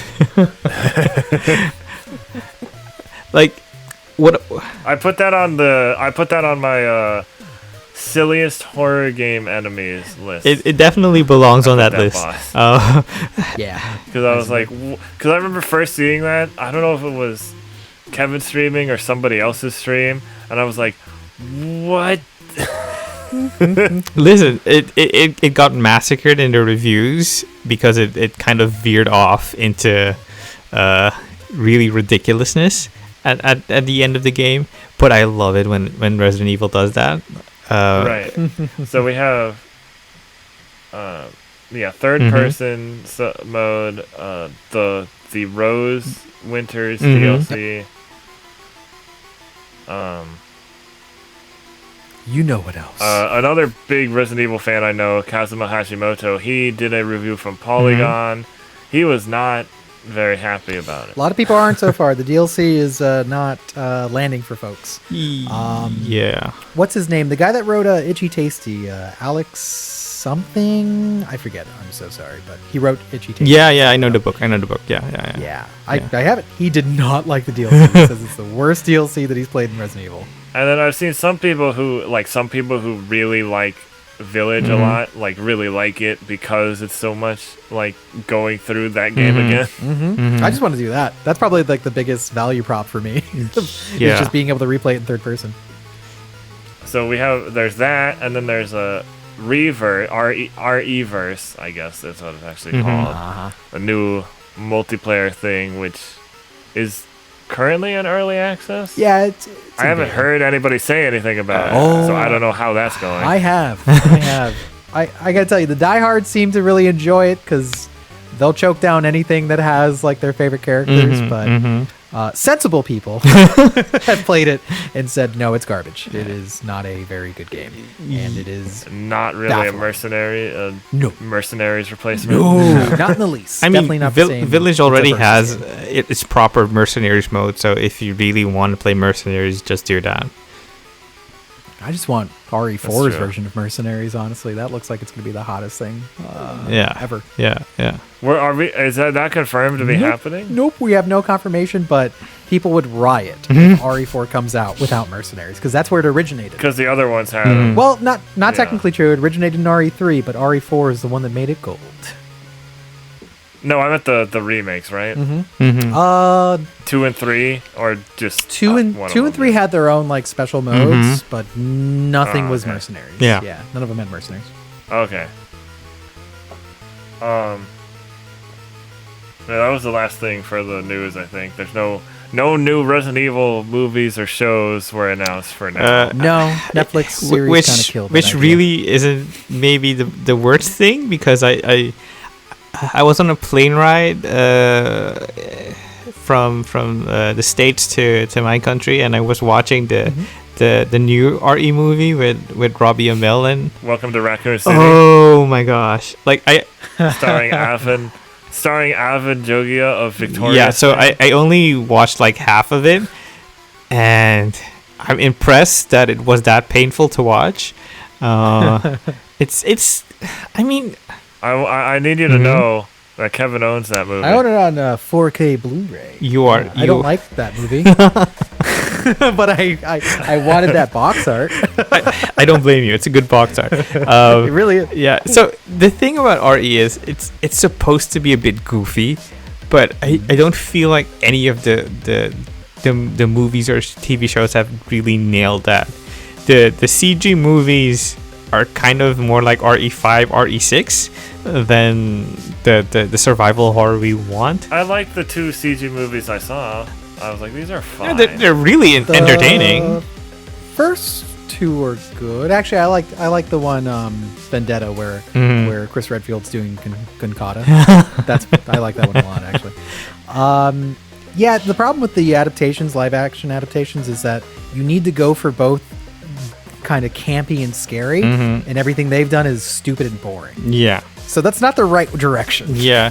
Silent Hill is like the only good survival horror adaptation, live action survival horror adaptation it seems. You know? Resident Evil, the movies have their ups and downs, but they're not very good adaptations. Nope. The Alone in the Dark, that's Eli Bull, so it's terrible. Terrible, awful. Yep. There's a Dead Rising one that I hear is bad. Yeah. That people forget about. I almost didn't mention it because I almost forgot about it. I honestly didn't remember they existed until you mentioned it. One of them's called Watchtower. Yeah. That's like very distinct in my memory as well. I think the House of the Dead movies are also awful because Uwe Boll. Yep. Bad time. The moral of the story is stop giving Uwe Boll IPs to adapt. Well, I thought he would like retire from making movies or something. Or he just doesn't do it much anymore. I mean, the guy needs to eat, but I hope he retires. Speaking of which, he had a restaurant in Canada, and then I think it shut down. Oh boy. Oh no. Oh well. Too bad. Don't quote me on that, but I know he had a restaurant in Canada. I could have watched Postal and ate some of his food, but too bad. No, he is still directing Okay. movies. Mm-hmm. His next two movies are Hanau, Deutschland im Winter, Part 1, and Ness. Okay. I don't know I don't know what either. There's no like link to them. I gotta tell you. And these are the first two movies he's directed since 2016. Wow. I mean, that's the thing. A serial killer is going to continue to kill until they're caught. And we need to catch this. He produced two movies in between that, House of Evil and The Decline. I've never heard of either. I think we're better for it. Oh well. Should we get into some horror recommendations? Yeah, so I have some anime recommendations. They aren't all like straight horror, like I've never seen like Junji Ito stuff or anything like that. But you know, there's stuff with like horror elements, body horror elements, etc. Tokyo Ghoul, the manga. You can also watch the first season of Tokyo Ghoul, but it leaves some stuff out. Just don't watch. You should really make that Route A. specification. The manga. That's what I said. The manga. Yes, the manga. And then Parasite, the anime. I like that one. Nothing to do with the critically acclaimed film, spelled differently. Yes, this one has a Y. Spelled with a Y. I mentioned Higurashi already. I feel like Dead Man Wonderland has some horror elements, but it's not usually. It's more actually. Chainsaw Man the manga. Because the anime is still like only on the third episode. Yeah. And also it's leaving stuff out already. I feel like I had other ones, but I can't like think of them off the top of my head. I have some Kamen Rider recommendations actually. Okay. Because they have body horror elements. What about you, Kevin? Do you have anything to Kamen Rider, recommend? or no? Yeah, Kamen Rider Amazons, known as Amazon Riders here. It's on Amazon Prime. And then another adult-oriented Kamen Rider series actually premieres. Well, it'll be by the time this podcast is out, it'll have premiered worldwide. Kamen Rider Black Sun. Both Kamen Rider Amazons and Kamen Rider Black Sun are reboots of older series. Are adult-oriented reboots of older series. Kamen Rider Amazons is a reboot of Kamen Rider Amazon from like the 70s, I think, late 70s, I believe. And then Kamen Rider Black Sun is a reboot of Kamen Rider Black from like 1987. Okay. Also Garo. Garo is a good like adult-oriented tokusatsu show with some horror elements in it. The original Garo, and the first two episodes I believe are on the like official Garo YouTube channel with English subtitles. Oh, that's a nice kid.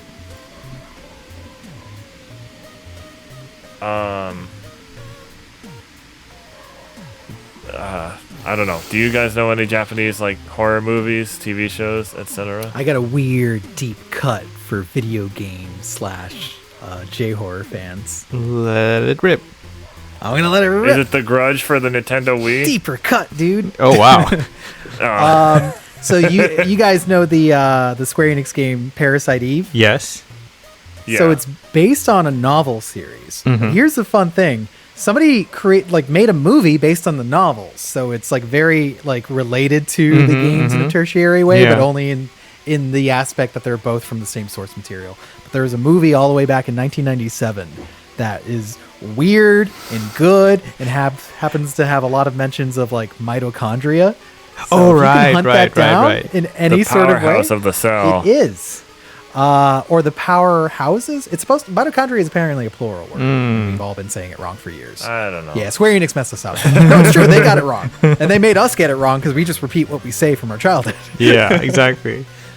But yeah, it definitely has all the same elements, but like has nothing to do with the New York story that the games focus on. Mm-hmm. So if you're looking for a different slice of Parasite Eve, go track down this movie. I don't even know how you watch this. I think you just And gotta. if you want a horrifying Parasite Eve game, you can play The Third Birthday. you can play The Third Birthday. You got a PSP, get that UMD in there, and boom, bam, you're having a bad time. Yeah. Awful. A bad time. Slightly related note: they might be doing a new Parasite Eve game, Or Symbiogenesis. some Parasite Eve thing. Yeah, has kind of a relation time. to the Parasite Eve franchise, but time will tell. Yeah. Yeah. I would be so stoked Mhm. if they delve into that. Because the thing about Parasite Eve that separates it from the rest is like, as a survival horror, it adds the RPG elements that I think are actually really keenly interesting to the survival aspect. And Parasite Eve is like probably one of my favorite PS1 era like horror games. But, you know, we bring it back. But other, You know what game what game I wish came out that was for PSP? Well, that was originally going to be for PSP, but then it just kind of never went anywhere, I guess. It's this level 5 horror RPG called Ushiro. And there's like concept art for it, and I can't remember if there's gameplay footage, but I think it was like a turn-based RPG, horror RPG. And it's like, that's kind of, because level 5, you know, they're not really known for like horror stuff. no. So like I thought and like there was a producer who joked like in an interview where he was asked about it a couple years ago, he's like, oh well, now it's going to be on Switch. But like, Oh, geez. it was hard to tell if he was actually like serious, like it's still in development, or if he was just joking. Yeah. Like, oh, Switch is the thing now. What a huge gap. If Yeah. you were like, yeah, you know, concepted for PSP, but what were Because like people reported that That's really funny. after that, so it's like, well, because it's just, I have to send like concept art or whatever the stuff that there is, because I just feel like it like a. Because Parasite Eve, it's like, is Parasite Eve turn-based, or is it like different RPG elements? Think of it more as like action-based Yeah, combat, kind yeah. of like. Okay. Think Final Fantasy 12. Oddly enough, is like my closest comparison, where you can move your character yeah, around, yeah. but like, you know, you're attacking people like, or attacking monsters within kind of like an area of effect. Yeah. Okay, I see. Yeah, Yeah. and it's actually No, I pretty think hot. Ushiro was might have been strictly turn-based. I have to check again. Yeah, I mean, well, But like the concept art looked really cool, and if you're craving Never happened. like Japanese horror RPG, like I think people like discount the fact that all the Shin Megami Tensei games are straight up horror. Yeah. Right. You know, like Nocturne, for instance. I played Nocturne for the first time this year, and I got really into it. I was like, yo, this is really cool and really creepy, and you're in an isolated hospital, and Right. you're capturing demons Pokemon style and using them to fight immediately. It's cool. Like I think that's actually perfect for the season. If people try to question you about that, be like, no. This is horror. I would This is straight up horror. I really think they should make like a Shin Megami Tensei, like maybe a spin-off that goes full on the horror aspect. Yeah, like bloody, rated M through and through. Like maybe don't put like Jack Frost in those pixies. Or in make there. I would still want it. or make a scary version of Jack Frost. I mean, Yeah. Ooh, like that movie. yeah, yeah. exactly. I mean, Perfect. Persona 3 and 4 also have horror elements. P4 being a murder mystery, and P3 dealing with a lot of death and suicide as main topics. So those would be good suggestions. I do like Persona 3 a lot. I'm very excited to play that again because I never. I finished have several suggestions. I have 3 manga titles. Until Your Bones Rot. It's about a group of teenagers who it. I don't like that title. who after a certain event end up murdering someone. I think I Know What You Did Last Summer, and then they hide the body, or they are the only people that know where the body is buried. But after some time, they realize that someone has stumbled upon the burial place and is now suddenly stalking them and blackmailing them into doing other heinous things. It's a really interesting manga, and I highly recommend it. One I was not so hot on is Kasane. It's not body horror, but close enough where the main character Kasane is someone who's not conventionally attractive, but she receives a certain ability to copy someone's appearance, and what that does to her mental state and the people around her makes for some very interesting situations. And another one is Happiness, which is a manga about vampires, but not in the way you think. And that's all I'll say, because I was just reminded of a horror manga that I read years and years ago by Hideshi Hino, who I guess specializes in horror, but I've never even heard of like half of his stuff, and he's worked on some movies too. He's directed a couple horror movies too. I had there were this 2-volume thing called Onibo and the Bugs from Hell, and this little like demon child like goes around eating these bugs that like, as you do, these demon bugs that do like messed up things, or like cause people to do messed up things.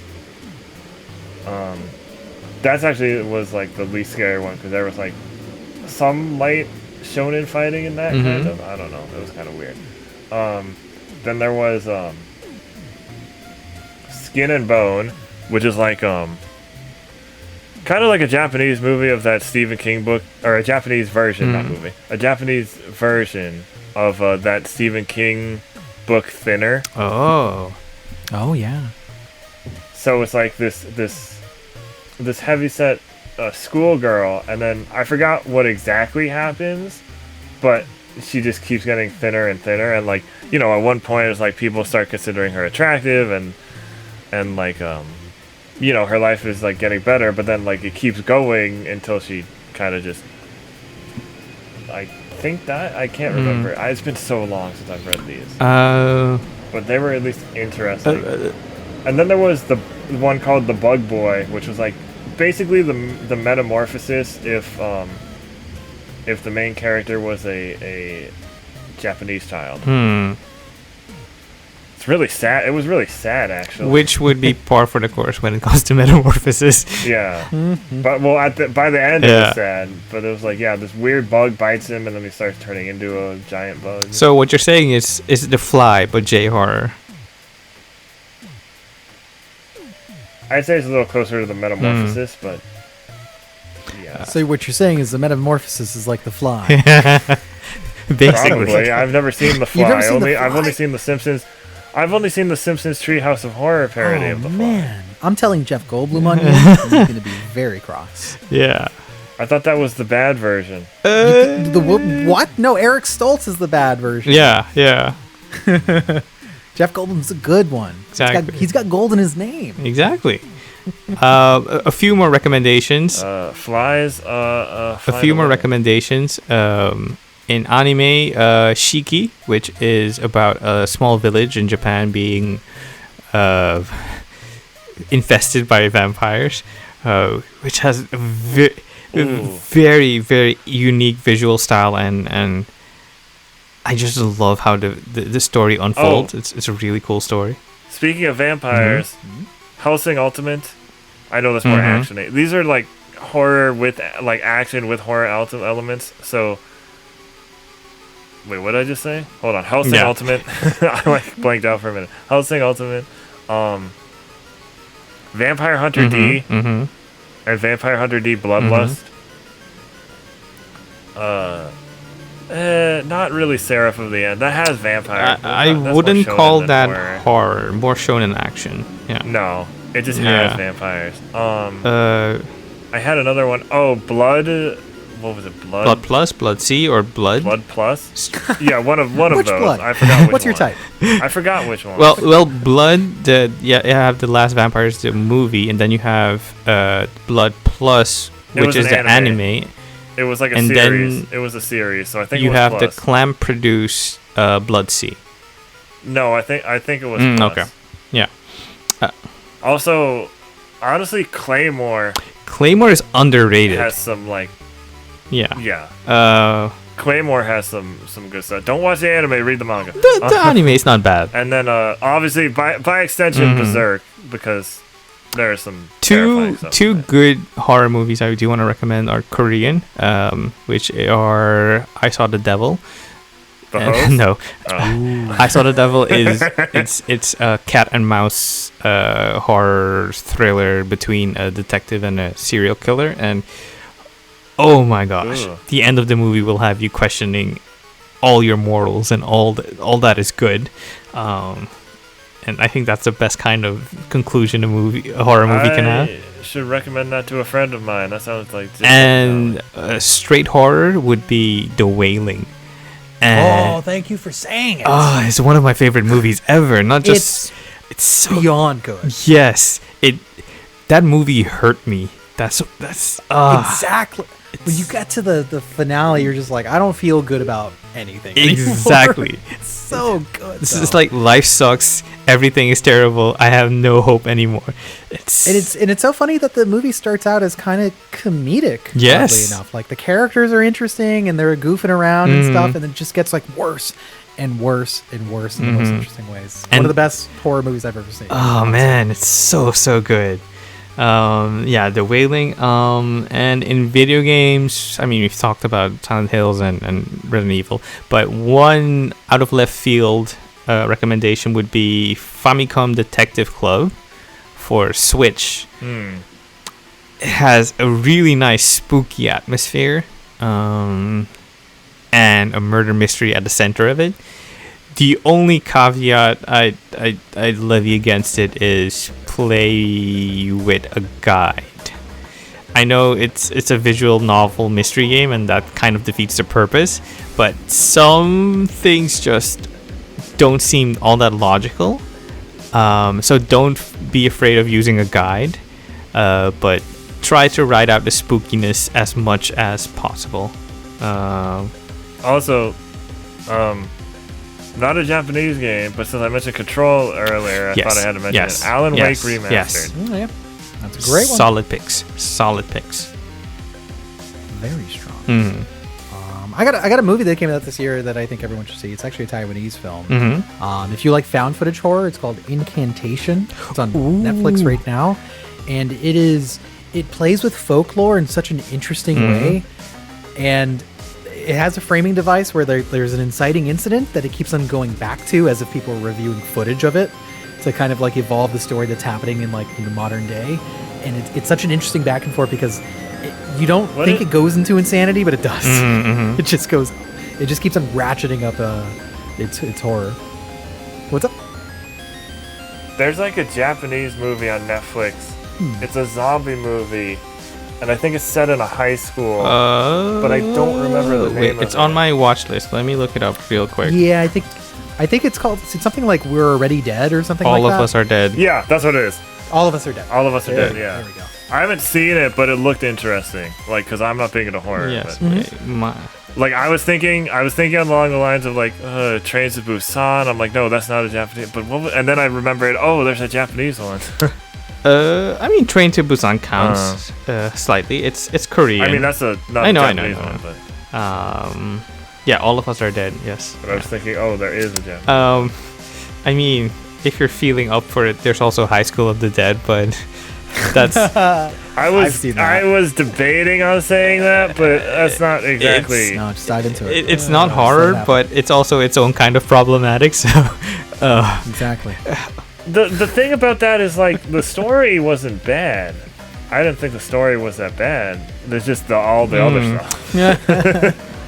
Man. Yeah. I haven't seen that in like 10 I don't think years. that manga was completed, because didn't the author pass away? The mangaka himself passed away, if I'm not mistaken, or the author. Wait. Him or like the illustrator? Wait. Let me look it up before I inadvertently. And it wasn't like a Berserk. It wasn't like a popular enough thing to have like a backup illustrator.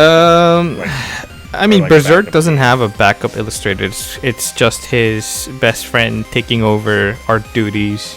No, that's what I mean. But like I'm saying, like High School of the Dead wasn't popular enough to like continue without. Okay, so it's the it's writer that died outstanding.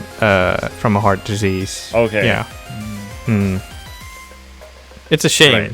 So that was never Like- finished. If you strip away all the fan service, I see what you did there. if you strip away, that was by accident. If you strip away all the fan service, it at its core is a very good show. So Right. depending on who you are as a person, the fan service might be an extra bonus. So Yeah, I don't know. If you think Fairy Tale could get bad with that, you don't even know. you don't even know. Doesn't somebody dodge a bullet with their breast? like their boobs actually Probably. move out of Yes. the way of a bullet I don't in one scene. remember. I very distinctly remember that was like a scene. And the thing is, That was a big deal. it's not even.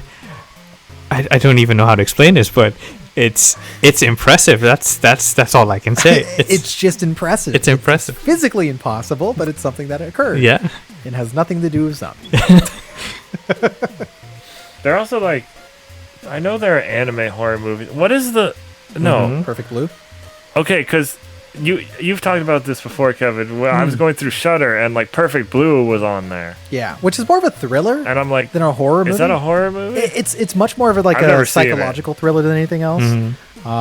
But it has some horror elements, but I wouldn't call it like it's not about like monsters or anything. It's Mm. it's Right. a deeply like There are intimate anime story. horror movies that I'm not thinking of. There are. I also want to shout out Elfin Lead, by the way. Everyone should watch Mhm. Elfin Lead.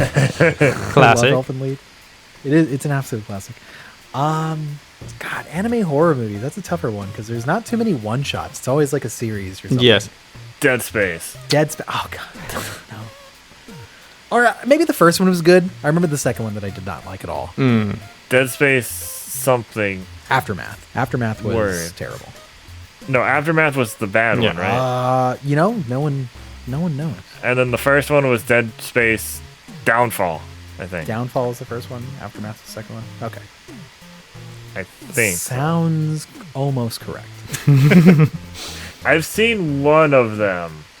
I Uh, think I've seen Downfall, so but it was like years ago. one of them was CG animation, whereas Right, I didn't see the CG one. Isn't the one I saw. yeah, okay, gotcha. God, anime horror movies. Like I'm looking through list online, and there's not like a whole lot. I don't think. Although I just learned that there was a what do you call it? A Junji Ito collection. Which you Right. should probably avoid like the plague. Really? Yeah. Is it not good? The animation does not do the stories any favors, and you should probably be looking forward to Spiral as the definitive Junji Ito adaptation. But Wasn't Spiral a sequel to? And I'm not going to say Saw. yes, Wasn't it a sequel to The Ring? Or is there just another movie called Spiral? no, it's No. I know what you're Mhm. talking about, but that's not. It. But that's not the Junji Ito thing. No, no, no. Okay. Got it. What is it? Spiral. I mean, there is the Saw movie called Spiral, but The Ring. From the Book of Saw. Yeah. The Ring, let's see the sequels. Sequels. And it was definitely only the Japanese sequel, because like we just called our shit The Ring 2. I remember that. There was a Ring movie called Spiral. Yes. Okay. Yeah, okay. Okay. There we go. Oh, there's also a animated Train to Busan sequel called Seal Station. Oh. I keep on forgetting that exists. That's on Amazon Prime. And you can watch the Berserk movies, but they're all completely messed up. Yeah. My recommendation is watch the OG anime and then go straight to the manga. I thought the movies were okay. I thought that was. At the- I thought it was okay. At the Said very it was least, like they're they're better like- than the CG anime series. Okay, that's a low bar. it's not. And also, they've been re-releasing the movies as like the memorial Yeah, edition. kind of like an anniversary edition Whatever that of those movies. Yeah. Yeah. Yeah. You could also watch. Speaking of the Ring, you could also watch Sadako versus Kayako on Shudder, which is basically the Ring versus the Grudge. Amazing. But Freddy versus Jason, this is not. So it's not. It doesn't have that entertainment value. Yeah, I rewatched that Unfortunately. this week, and I forgot that Freddy and Jason basically get into a fist fight in the third act, and it's the silliest thing ever. Because Freddy Yeah, can't I've been fight. meaning to watch it. You should. It's fun. It does sound a little more up Yeah, my alley. yeah. Great. It's fun. Ooh, the Fear Street movies are also a good time on Netflix. Oh yeah, Uh, I love them. Those are good. Mike Flanagan's Haunting of Hill House, Haunting of Bly Manor. You also have the Midnight. There were 2 video games based on The Ring? Apparently. Probably. I think there was a Wii one, and I don't know about the other one. No, that's The Grudge. Oh, the Wii one is The right, Grudge. right, That Yeah, had- Drew right, Honor, right, yeah, right, that had Yes. that had a Wii. But they have... No, these are old games, both from the year 2000. One is good year. a North American video game, and the other is a Japan exclusive video game. So they have The Ring Terror's Realm, survival horror game developed and published by Asmic Ace Entertainment in Japan. Oh no, they're both Japanese. Okay. But published by Infogrames. Oh god, a mark of Oh, quality. perfect. They published a lot of Smurfs games. Released for Listen. Dreamcast. Listen, I will hear no slander of the Smurf games. And then they did Ring Infinity, a visual. Well, they didn't do it, but Ring Infinity was a visual novel game for the Wonder Swan. Huh. Oh, the perfect system. Yeah. That's a really weird. Just that genre on that No. console. Sounds amazing. It's just like, huh. All right, well, I'm gonna go play. I don't know. Yeah, name your favorite Wonder Swan game. I'm gonna go play Stephen King's It on my Game Boy Advance. If we're going outside of Eastern recommendations, actually the Guillermo del Toro show, Cabinet of Curiosities, is amazing. Like, it's blown me away so far. Ooh. As far as I've been meaning to watch that, but I kind of feel like I have to watch it in the daytime because it might freak me out too much. it's definitely gotten, I don't know. It's definitely gotten under my skin. There's a few episodes where I'm just like, wow. Yeah. Like, I am uncomfortable. I almost want to look away from the screen, and I don't feel that way about horror very often. But this one it's nailing it. Yeah. Oh, The Void. The Void's cool. That reminded me. Oh, The right. Void, but the director's other 2 films, Psycho Goreman, it's not really horror, No. but it has like weird stuff in it. I don't know how to. It's like 80s sci-fi schlock, you know, like Yeah. B-movie kind of situation. Very violent. More sci-fi than anything, but, But it's incredibly violent. He also did another great horror movie though. Go ahead. What is it? Kevin, you know this No. because I say this all the time. But he also directed Leprechaun Returns, Jesus wept. which I have not seen yet, but it's on the way. It was like $6 on Amazon recently. Oh my god. Oh, wow. That's a few dollars too much. Hey, it was on sale. That's the only reason I That grabbed was the it. sale price? You got robbed. that No, was that's full one of the price. only good. The first one and that one are the best Leprechaun. Yeah, okay. We can't discount Yeah, the first one. It yeah. also was a launching pad for Jennifer Aniston's career. There is Thank you very that. much, Yes. Leprechaun. You know? So, One Western pick for horror movies would probably be The Autopsy of Jane Doe. Never even heard of yeah, that yeah. one. I've heard of it, but I haven't seen it. It's a really tightly focused horror movie. I really like it. Also Annabelle 2 because Which one's 2? 2 is the Comes prequel. on? It's where it actually starts. That's a really good one.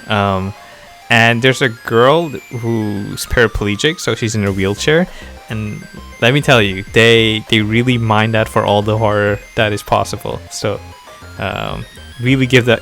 It's like that movie, Hush, where the girl is deaf. Oh Mhm. right, Yeah, that's Mike Flanagan. That Yeah, cabin. And that's also Mike Flanagan's wife. As the, yeah, Katie star. Siegel. That one's great. I think that's a really good, like, out of the home invasion genre, that's probably one of the best. Oh well. Okay, we went a little over time. I'm sorry. talking about horror movies too. That's okay. It's okay. We didn't have that many Japanese horror movies as I thought. We're sorry, world. Yeah. I have to brush up on that. someday. We've mentioned many But Grudge you got films. Ju-on, Yeah. you got Ringu. Yeah, exactly. We mentioned those. Two. Oh, There are ooh, various sequels. Dark Waters. Yeah. Dark Waters is an underrated Japanese horror movie. The original. Yeah, the original. Gotcha. Yeah. Okay. The Pirates of Dark Waters? No, I said the Pirates. no, Oh, just Dark Waters. that's a strange remake. I think there's a American remake with Jennifer Connelly, if I'm not mistaken. There is indeed. That's how I found out about Well, Yeah. that. Same way that I found out about the remake of Pulse. The original Yes. Pulse is amazing. Yes. That Yes. is Yes. that's great Yes. J horror Yes. right there for sure. A lot of 2000s horror used to be Japanese horror movies in the original. oh, what is the One Missed Call? I don't know what the original name of that is. The Japanese version. I don't know if that one's good or not, but I remember that being like a kind of popular thing. Back when phone booths were a thing. I saw that in theaters Mhm. when I was a kid. The remake, anyway. The remake is called One Missed Call, but I can't remember what the original. That's what it's called. One Missed Call. It's the same name. Is yeah, it? yeah. Is it? the same Oh, is name? that really? That's Takashi Miike that made that one. Yeah, it's probably Chakushin really Ari, messed up. Shimike? which translates to One Missed Call, I think. Yeah. Yeah. It is. Yeah. Same name. Yeah. And then Takashi Yeah. Miike, acclaimed director of. Ichi the Killer, I think. there we go. Nailed it. Yeah. No, I was gonna say. Wait, And Phoenix Wright. I didn't look. Yeah. A very prolific Did he also career. do the JoJo Part 4? Oh, wait. The JoJo Part 4 Yeah. I movie? think he might have. Yeah. He says yes to whatever. Like he doesn't care. He'll direct it. Yeah, he also, I believe he directed I may be wrong on this, but I believe he directed he's going to oversee an Onimusha anime series adaptation at Netflix. Oh But, yeah, I saw the. Well, there's not a trailer, but it's like just a still of it. It looks pretty sick. Although it doesn't seem like they're following any of the game storylines. He also directed a commercial for a Japanese game called Tabe Oja, which is Fighting foodons, basically. fighting foodons. Basically, it's Pokemon, but they're all food creatures. I'm into that. I like that. And that was the weirdest game because the it's not on the Japanese eShop. You can only get it physically, and when you get it physically, it comes with a digital download code. And I'm like, and then after it came out, I never heard about it again. So I'm like, this has got to be this is weird. It's probably just a really big hit. Yeah. Bandai Namco was just doing a weird experiment. It was like, oh, that Digimon thing? Forget that. This is the new thing. And then The new nobody's hotness. Okay, so I think we're about done. I'm getting off topic about stuff. So That's yeah, okay. happy Halloween. Don't eat too much candy. Or eat too much candy. I don't Be care. careful out there. But- Or don't. Live your Remember life. to brush your teeth after you eat candy. Stay clear of scary clowns on the road. Right, we haven't seen. There haven't been any scary clown sightings in a while. That was let's not happening jinx it. for a while. Let's not jinx It's it. true. Go watch the new Treehouse of Horror on Sunday with the Simpsons Death Note episode. That's actually animated by a Korean studio that helped out with the Death Note anime. Oh, They know what they're Which doing. is that's Yeah. actually pretty cool. they really know what they're doing. Would not have believed that this Yeah. was like the crossover that would have occurred. By the way, because it feels like Well- Death Note is outside of like the cultural lexicon now, because there hasn't been like a new anything from it in a while. So apparently, this isn't the first time this has happened. There was years and years ago in the Treehouse of Horror Simpsons comics, there was a Death Note spoof, Oh, okay. which was completely different. And like the writer tweeted about like, oh, I wish they would have contacted me for it because we did a story like this years ago. I was like, yeah. Oh, that that's sucks. unfortunate. They probably didn't even know about it. They're like, oh, you did? Okay. Yeah, because the comics kind of just existed in a separate thing. Like I used to collect them a little bit when I was like 9 or 10, because it was like watching extra episodes of my favorite show, and some were actually better.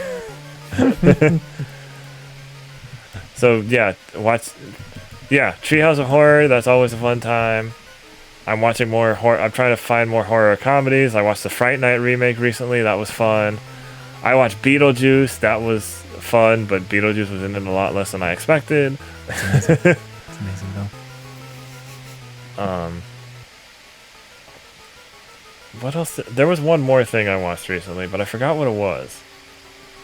It was Tucker and Dale versus Evil. That's a good one. Was, that is a good one. Yeah, it's fun. not as funny as I expected, but entertaining. I mean, the line half hobo or half redneck, Half hillbilly. redneck. Half hillbilly. Yeah, exactly. We got there. Yeah, we got there. That's a good line. I just like the we've had a real doozy of a day. but like I don't know, there aren't that many memorable lines in that movie, and that's what makes me like I still enjoyed my time with it. It's just not exactly what I wanted. But yeah, so that's Kevin, where can people follow you? Well, you can follow me on Twitter at KevinApocalypse. I also got a podcast called The Save Room Show. We talk about video games and whatnot. And then I guess you can follow me on Twitch at... well, that's where it's funny that I don't shout out the Twitch, because that's where I am like most of the time. Twitch.tv/TheRedHerb if you want to All right. figure out what I do in streams. You heard him, folks. Give him a watch. Give him a listen. Kevin, thank you so much for joining us on this podcast. Thanks for having me. Yeah, anytime. And thank you for listening. This has been Erroll. This has been Jason. Stay safe out there, and we will see you or talk to you next time. Goodbye. Yep. Matinee.